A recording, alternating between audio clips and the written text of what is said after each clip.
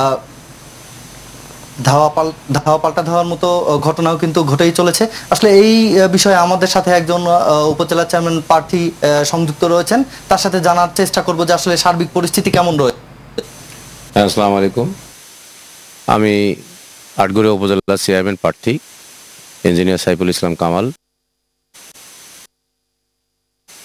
তো আমার উপজেলাতে শুরু থেকেই আমার অপোজিশন পার্টি, সে তার বাবা উপজেলা আওয়ামী লীগের সভাপতি এবং মেয়র হওয়ার সুবাদে সংগঠনের সকল পাওয়ারটুকু এবং তার অতিষ্ঠ হয়ে গেছে। তারই ধারাবাহিকতা আমি চেয়ারম্যান ছিলাম, পদত্যাগ করে আমি আটঘরিয়ার সাধারণ মানুষের ন্যায্য বিচার এবং হক আদায় করার জন্য, তাদেরকে শান্তি ফিরিয়ে দেওয়ার জন্য আমি আসলে মূলত প্রার্থী হয়েছি। তো আসলে বাপ বেটার অত্যাচারে আটঘরিয়া আপনারা জানতে পারবেন যে বিভিন্নভাবে অত্যাচার